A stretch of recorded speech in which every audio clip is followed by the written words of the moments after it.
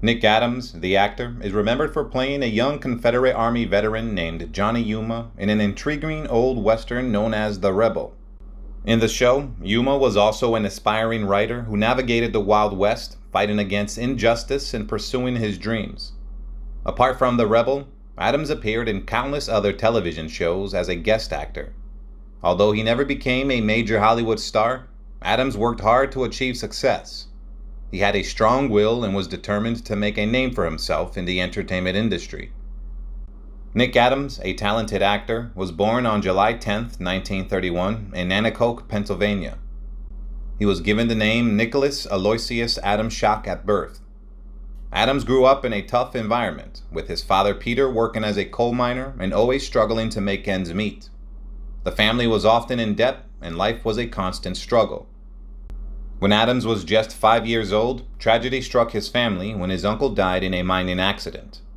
In the aftermath of the tragedy, Peter packed up all their belongings and moved the family to Jersey City, New Jersey, hoping to start fresh. Their lives in Jersey City were difficult, with the family living in a small basement apartment. Adams' mother, Catherine, found work at Western Electric to support the family. Meanwhile, Adams attended high school and excelled as a baseball player. He was offered a chance to play for the St. Louis Cardinals in the minor league system, but turned it down due to the low pay. Instead, he worked as a bat boy for the Jersey City Giants and allegedly hustled pool for money. It was at the age of 17 that Adams fell into acting. While wandering into an audition for the play The Silver Tassie, he met the up-and-coming actor Jack Palance. Palance recognized Adams' talent and sent him to a local theater group where he landed his first part as Muff Potter in a production of Tom Sawyer. Nick Adams had dreams of making it big in Hollywood, but after a year of struggling as an actor in New York, he decided to move to Los Angeles. He planned to work as an usher at the Warner's Theater in Beverly Hills and hoped to be discovered by someone in the industry. Adams was determined to make a name for himself and relentlessly self-promoted himself, but his efforts led to him getting fired from his job. Despite this setback, he continued to pursue his dream of becoming an actor. Finally, Adams landed his first professional gig with a role in the stage comedy Mr. Big Shot, but his struggles continued for several years. He was eventually able to join the Screen Actors Guild after securing a one-line role in George Seaton's Somebody Loves Me in 1952, but he was unable to use the film as a springboard to other parts because he had enlisted in the United States Coast Guard that same year. After returning to the States in 1954, Adams impressed director John Ford enough to be cast as Seaman Reber in Mr. Roberts, 1955, which starred Henry Fonda. He then landed a small role as Chick in Rebel Without a Cause, 1955, which starred James Dean. The two actors became close friends during the filming of the movie. Adams was known for his impersonations and would often mimic Dean and other Hollywood stars, including Marlon Brando. After Dean's sudden death, Adams was asked to overdub some of his lines for the film Giant in 1956.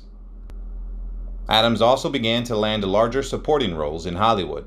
He played Bomber the Paperboy in Picnic in 1955, which starred William Holden and Kim Novak.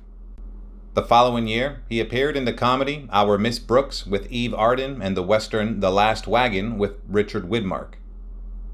During this time, Adams developed a close friendship with Elvis Presley, whom he had met on the set of Presley's film debut Love Me Tender in 1956. Some critics accused Adams of trying to use his friendship with Presley to further his career rather than seeking genuine friendship. Nick Adams and Elvis Presley had formed a close friendship, despite claims from outsiders that Adams was using Presley to further his career. Their bond had become so tight that it caused tension with Presley's then-girlfriend, June Waanico. After appearing in the television show Playhouse 90, 1956 to 1960, Adams scored roles in two films, the Clark Gable Doris Day comedy No Time for Sergeants, 1958, which starred Andy Griffith, and the crime drama The FBI Story, 1959, featuring James Stewart and Vera Miles. Adams continued to work on the big screen with a significant supporting role in the Tommy Sands film Sing Boy Sing, 1958, before turning his attention to television. He appeared in single episodes of popular shows like Wanted, Dead or Alive, Letter to Loretta, and Steve Canyon. In 1959, Adams landed a major role in the romantic comedy Pillow Talk opposite Rock Hudson and Doris Day. The film became a massive box office hit and earned 5 Academy Award nominations. In 1959, Adams created and starred in his television show, The Rebel, where he played Johnny Yuma, an ex-Confederate soldier wandering the American West in search of inner peace. He was involved in various aspects of the show, including writing, but it was only on the air for 3 seasons before being canceled. During this time, Adams married Carol Nugent, a former child star, but their relationship was turbulent, leading to a divorce in 1965. The couple had 2 children, Allison and Jeb, but Adams's struggle to secure lucrative roles in the mid-1960s put a strain on their marriage. Adams returned to series television with the short-lived yet critically acclaimed drama Saints and Sinners, a spin-off of The Dick Powell Show, which aired on National Broadcasting Company from 1962 to 1963.